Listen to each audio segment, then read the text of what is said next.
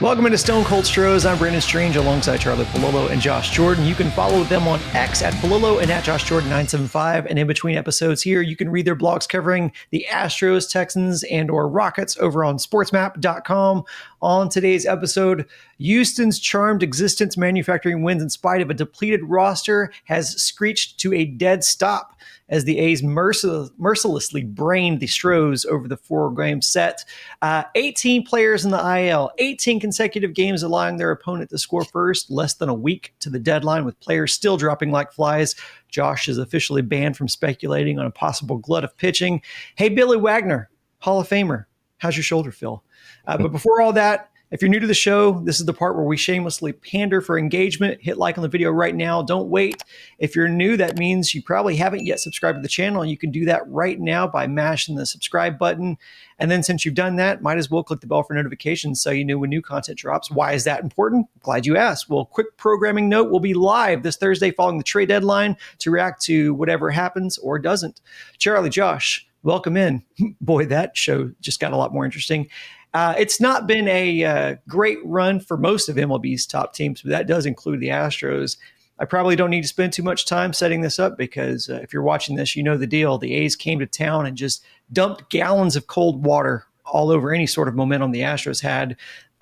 Going back to the Guardian series, Houston has now lost 11 of their last 16, I believe. Insult to actual injury, Space Cowboys hero Brandon Walter is the latest inductee into Houston's elite squad of inactive players. Coming out of the break, we said Houston just needed to play 500 ball to hold on to their favorable playoff positioning. They have not been up to the task. So, Charlie, we start with you. Is this just one of those baseball going to baseball series, or should this be a sobering reminder that Houston desperately needs to start filling out a lineup card with actual big league players? How about that Billy Wagner going into the Hall of Fame? The answer to your question is yes, that a team can dump a series and look brutal in succumbing over 162 games. The Brewers had an 11-game winning streak. The Blue Jays had a 10-game winning streak. The Marlins had a 7-game winning streak. Conversely, the Dodgers had a 7-game losing streak. The Yankees have been playing 400 ball for about a month and a half. But this was baseball brutality.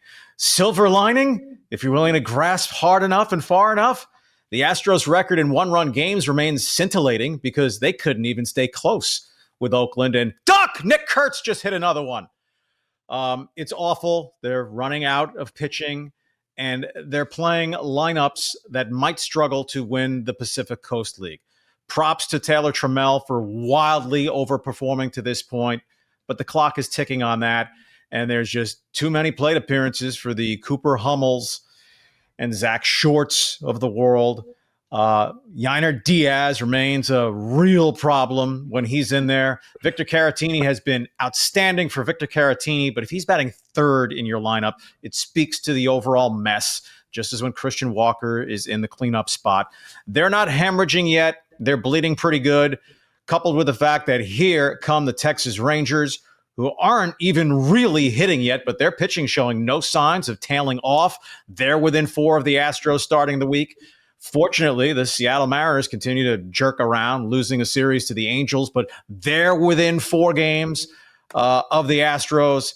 And yes, some reinforcements, tick-tock on this. You know, the Nationals are not a good team to start the week. Well, the A's were 22-46 in their last 68 games when they hit town. They now lead the season series with the Astros 6-4. The Astros beaten the A's like a drum for a decade, winning the season series 9 out of 10 years. So, no, it doesn't mean it's over. It doesn't mean they're completely unraveling. But this roster right now is not that of a playoff team. So where will the upgrades come from within? And by Thursday, 5 p.m., from without? Yeah, Brandon, I think they got to take this seriously, man. If I just looked at it, I was curious. Paredes, he's been out for about a week, right? So I look at the Astros last 7 days in runs, 28th, homers, 23rd, OPS, 25th, batting average, 20th. Compare that to their season numbers right now. They're second in batting average, 17th in runs scored, 12th in OPS. So you lose Paredes, that week, and you just plummet to basically the bottom of baseball in offense. And it's not just losing Paredes. We know Cam Smith has been struggling lately. He's last 7 games, he's hitting 087. Last 15 games, he's hitting 140. So it's not just having Paredes, but that speaks loudly that you're basically one of the worst offenses in baseball over the last 7 games. And look who you lost. He's your best power hitter, and it doesn't sound like he's coming back anytime soon. So hopefully the pitching gets fixed here when these guys come back, and maybe Pena's not too far away and you start getting some quality big league players back. But Charlie's right. I'm to the point now where I'm like, ooh, Jacob Melton's starting to do something in the minors. Can we get him back up here? You mentioned not anytime soon on Paredes. We're now clearly in the realm of what we mentioned last week, if at all. Yeah. As Dana Brown comes out Sunday and says, yeah, it's worse than we thought. Well, who thought it was good? Right? We all thought it was going to be at least a 3-4 week injury. If he needs surgery on that hamstring, it's over. But obviously it's a significant tear. It's not just some strain in there. And just too many at-bats going to guys who don't belong in major league lineups. But hey, Luis Guillorme is rehabbing also in the minors. So, on Melton, hey, Cooper Hummel seems a really nice guy. He's batting 148. His career average is 165. Doesn't matter if you're a switch hitter, if you're not very good from either side. Get Melton up for him. He's had a couple decent games in the minors. And then there's the pitchers. None of them are excelling in their rehab starts at this point. But I'm about it. Who cares? Ryan Gusto, decline. Colt Gordon, decline. Then you lose Walter on top of that. And, of course, McCullers is McCullers. So these are rough times. But when you ripped off 29 wins in 39 games and built a 7-game lead, it gives you some of this cushion. But the padding in the cushion is thinned out. The lineup faltering is understandable when you look at who they're running out there. But people complaining about Cooper Hummel and Zach Short getting playing time, this is just the reality of the farm system. It's hitting this team over the head right now. This is something that we've said, and it's easy to overlook it and easy to have maybe misunderstandings about what's actually there when times like this actually happen. But the recipe all season has been about the starting pitching. It's been about Framber Valdez, Hunter Brown. However, Hunter Brown, last 4 starts, 0-2, 14 earned runs, 9 walks, 6.30 ERA. His last outing, not his worst, but certainly not the efficient Hunter Brown that we've become used to. He has been fantastic for most of the season, but he has not looked like the same guy since the Colorado series. What's your concern level for Brown? Do you believe he's hit a wall? I'll go concern, not panic. I mean, it was 3 straight crummy starts and then just a grind of a first inning against the A's, and then was okay, but the pitch count ran to 95 in 5 innings, and that was it on him. As we have noted, look, coming into this season, after Hunter Brown had just been dominant from mid-May forward last year, adding the 2-seamer and just being fabulous.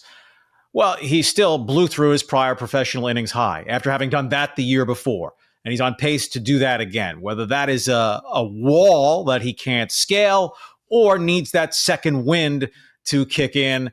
At least it wasn't a worse start against the A's. The first inning needing 40 pitches, wrecked any chance of going deep into the game, but he was effective after that. So obviously it bears watching because of the overall thinness of the rotation. Right, Framber needs to keep on keeping on, and then after those 2 guys, so yeah, I mean, if Hunter Brown has hit a wall, then the Astros' chances of making the playoffs go from 90 percentile plus to significantly less than that.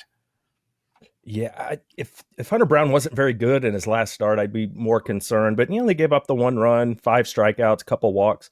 With Hunter, it's just if he can command that fastball, he's going to be successful that day.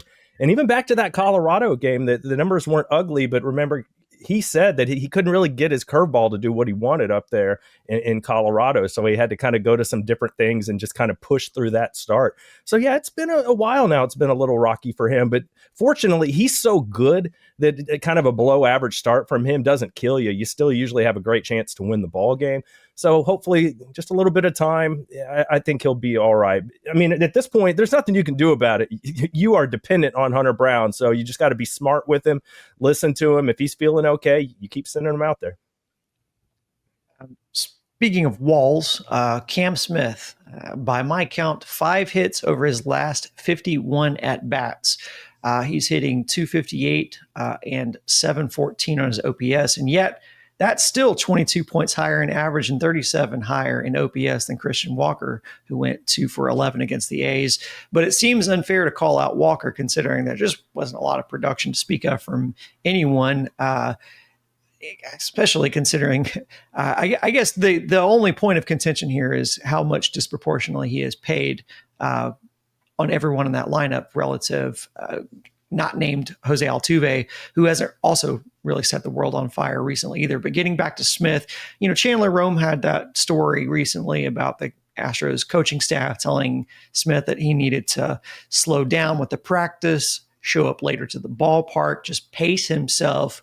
But that really hasn't done the trick here recently. Is he's just is this just an extended skid, or are we reaching real concern levels that he has hit that rookie wall? I don't think this is something that he can't work through, as opposed to a pitcher. If you have a tired arm, a dead arm, that's just a serious Cam Smith, the funk is deep. 5 for 51's not high level algebra. That's a sub 100 batting average, and if you take out the 1 for 2 at the beginning of that, it's 4 for his last 49, which is about an 80 batting average for Cam Smith. Now, even when he was performing very well, he strikes out a lot. Right? His swing has holes. He's a young player, inexperienced as a professional, as we know, the minimal minor league time above single A. At 330 at bats, he struck out over 100 times. Right? His strikeout ratio is about the same as Christian Walker's. And Cam Smith, he has 7 home runs. Right? Nick Kurtz hit how many? 19 in the game on Friday night. Cam Smith, to mature as a player and a serious offensive force, he's going to have to develop his swing, tweak his swing to drive the ball in the air more often. We know the power is there, and he hits the ball hard plenty. He just doesn't elevate enough. And that was a question with his game coming out of Florida State. Remember, Cam Smith has a pair of 2 home run games. So in the other 105 or so games the Astros have played, Cam Smith has 3 home runs. So he's been more Judy than punch in the power department.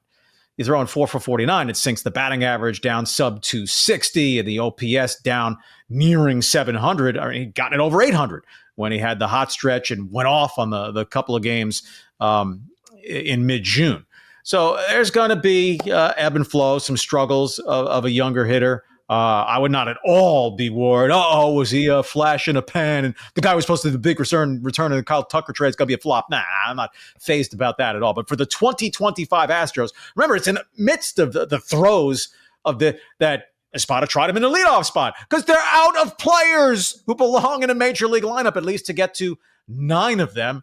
So Jacob Melton comes up against some right-handed pitching. There's a chance to sit Cam Smith down.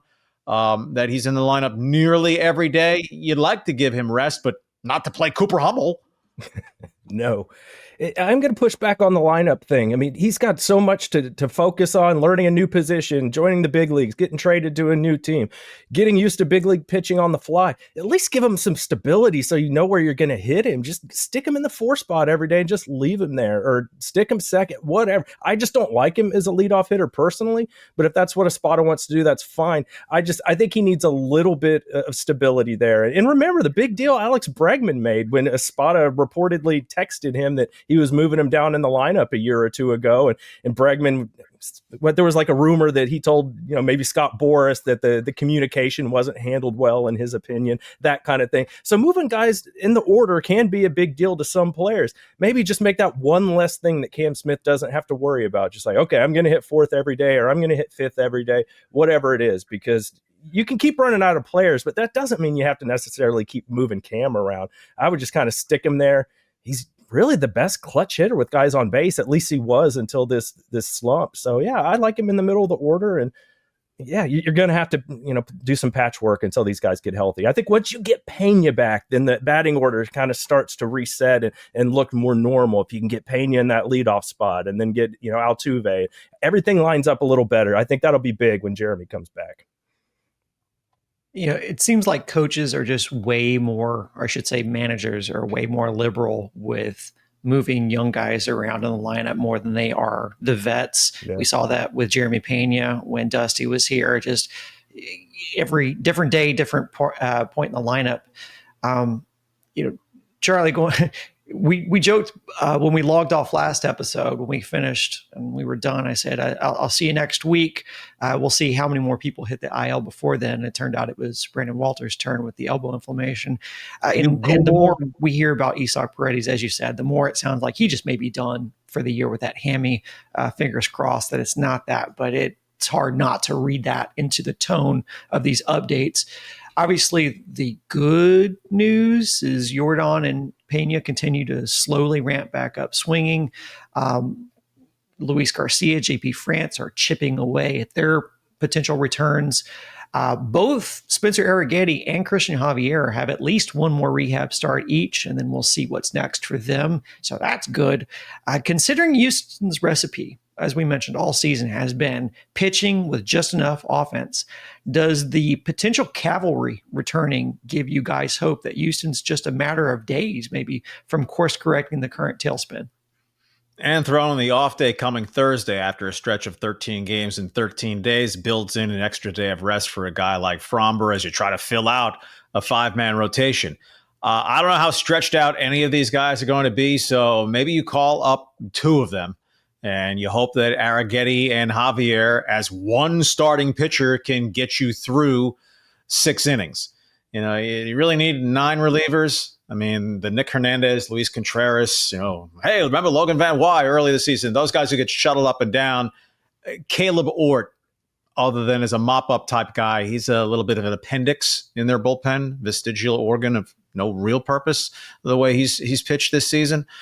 So I think they'll do some more roster finessing as Dana Brown tries to juggle multiple balls, a left-handed hitter, any hitter, another right-handed bullpen arm. Is there a starting pitcher in play, just someone who they think can eat 5 innings per start if diminishing returns if kicked in on guys like Gusto and Gordon, and who knows on Walter? When's he coming back? If he's coming back, these are the Astros after all. So Arrighetti, Javier, Garcia, that's the order 1, 2, 3. I'd have some hope for contribution, but we have to be seeing it when believing it, or believing it and then seeing it. Take your pick. Their performance at the major league level, because just getting them back doesn't mean they're going to come back and pitch lights out. No, and from what I saw, just looking on Twitter, I think Arrighetti and Javier were going like 3 innings each, around that amount. So that's kind of where they are at this point. But then again, every time we were sending McCullers out there, we were like, is he going to get through 3 innings? So now he's hurt. We don't have to worry about that anymore. But yeah, they might reach a point where that could make a lot of sense. Let Javier go out there and Arrighetti together. And that does really give me a lot of hope, because as we saw in this Ace series, they just couldn't score enough runs. Now, they gave up a lot of runs too. I get all that. But I think the pitching's going to be okay. It's been elite all year, and you're getting these guys back, hopefully. So I feel pretty good about the pitching. Yeah, you got to get some offense here, because if Paredes doesn't come back, and then this is something we talked about, Brandon, is this probably the last year you have Fromber and Hunter Brown on the same team. Is this the time to go all in and try and win another championship while you still have Fromber? We just talked about Hunter Brown maybe hitting a wall. He's going to be your ace next year, most likely. So is this the time to go ahead and just go for it? And I hope Jordan is actually – I hope it looks like a positive outlook. And I know that's kind of an obvious statement, but what I mean is, if you're going to go all in, I want it in a year where I think I'm going to get Jordan back. But what is all in if you are Dana Brown? If Jim Crane says, hey, whatever it takes for payroll, the farm system still sucks. Yeah. So if they say Paredes is done, we want in on the Eugenio Suarez bidding. If the Diamondbacks, as expected, are going to pull the trigger on him. I was a little surprised at the price, meaning low price, for which Seattle got Josh Naylor from the D-backs. Prospects, according to MLB Pipeline, ranked 10th and 13th in the Mariners organization, which is stocked. 10th and 13th in Seattle's organization might be 3rd and 6th in the Astros organization. Okay, they're not real big-time prospects. The Astros basically have none of them in the minor leagues at this point. So he's going to have to add at least some bat if Paredes is gone, because Guillorme getting healthy, Brendan Rodgers getting healthy. I mean, are you kidding me? And are you really kidding me? If you think those guys are going to make some sort of contributions, and throw Zach DeCenzo, who's heard anything about him? I can't count on him there. For those who just like to fret over long ago spilt milk, Joey Loperfito's actually had a couple hot weeks for the Blue Jays. You hush your mouth. Look, I think the Naylor deal, I think, underlines that point that I made a few weeks ago, which is sometimes you can land a player for not that much. And that's exactly what Houston has to trade, which is not that much. It's just tough to feel like they can stand pat given the trajectory of what's going on. Like, you have players returning, yes, but they're also still dropping. You still have guys going to the IL. So it just feels like these guys aren't coming back. I was joked at the beginning about the whole conversation about a glut, because that's what we talked about previously, which is like, hey, it's thin now, but when they get all these guys returning, they could have a lot of options. It's like, it just doesn't really feel realistic. And I hate to be skeptical or cynical to that level, but that's just my nature. And it's just hard. We were talking about McCullers and the vibes. That's the season just feels like vibes. It just, everybody gets hurt. I just want, going back to what you guys are talking about, can Dana Brown really afford to stand pat? I know they don't have a lot to trade. Can he afford to stand pat? And do you think this trade deadline is maybe the biggest of his time here in Houston, Josh? Well, if Jim Crane wants to keep the money under the tax threshold, and that kind of limits Dana, and he's doing what Jim Crane asks him to do, then I think he's okay. If that was the number one goal, get under the tax threshold, try and have a competitive season, then cool. But this might be, as I brought up earlier, this might be the most important trade deadline for Dana, because this roster really does have a chance to win another World Series, especially if you can supplement it here a little bit and you get some guys back healthy. Just starting pitching is such a big deal. We don't see the Astros go out and give pitchers $150 million in long-term deals. They just don't do that. So I think Fromber's kind of underappreciated, I think, in Houston a little bit. And I think this is going to be one of the last years you have a legit shot to go in there and win a World Series, because with Fromber and Hunter Brown and whoever the other guy is, Arrighetti, whoever, you got the pitching, you got a great bullpen. If you can just get the offense back on track, this team could go far. If the edict is stay below the tax, then Dana Brown has both hands tied behind his back. They have like $2 million to work with. So for the season, right at the deadline, any player with more than a $6 million salary for the season means he'd take the Astros over the first CBT threshold. Jim Crane must see the vulnerability with the present roster. I mean, the A's pitching overall blows. The bullpen, other than Mason Miller, is about the worst in Major League Baseball. The Astros scored 7 runs in 4 games. So you can only spin so much straw into gold. You can only make chicken salad out of chicken, you-know-what, to a certain extent. But do they have the prospects to offer? Can they offload any of their Major League payroll if they're looking to thread the needle to, add someone, but also stay under the tax, right? Chas McCormick's not exactly a hot commodity. Is a team saying, we'll pay him his $1 million plus for the remainder of the season to take him off your hands. Hey, they still start the week with a 4-game lead, which is generally a good position, but with them staggering, the Rangers surging, they're only 4 games ahead now of missing the playoffs entirely, right? The number 4 spot in the wild card standing. So, there needs to be some sense of urgency. And just the big picture on this, fortunately, the Mariners continue to do Mariners things, losing the series to the Angels over the weekend. While prior seasons, unless you're really burdened by past failures and you just completely mentally callow, no impact on the 2025 season. But Seattle knowing, right, the Astros have just Charlie Brown them so many times in recent years. But the Mariners obviously have a much better roster than what the Astros have right now. I mean, Cam Smith is 4 for his last 49. He might be the only Astro who right now would crack the Mariners lineup at his current position. If you just went around, Cal Raleigh, Yainer Diaz. Josh Naylor, Christian Walker. Right? The Astros are playing whomever at second, short, and third right now. He's saying Altuve and left. Randy Arozarena is a better player so far this season than Jose Altuve. Hey, credit to Taylor Trammell, but he's had 2 good weeks, and that's about it. So they're swimming against the current right now, but at least their head is still reasonably comfortably above above water with the 4-game margin. Right, it was 7. It's still more than half of that. This coming weekend, right after the Astros get through with the Nationals, they're at Boston, one of those teams in that wild card cluster, while the Rangers will be playing the Mariners. Good news, bad news. And one of them is losing every day. Yeah, well, one of them's winning every day. So the Astros have fallen from that 95 win pace to now right about a 90 win pace. 90 is not a total lock to get in the playoffs now in the American League, but I still think that's about the target number for the Astros.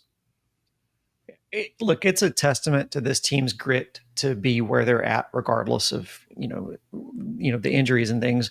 But I can't lie, hanging a below the tax threshold banner next to the 2022 one doesn't really feel fulfilling at this point.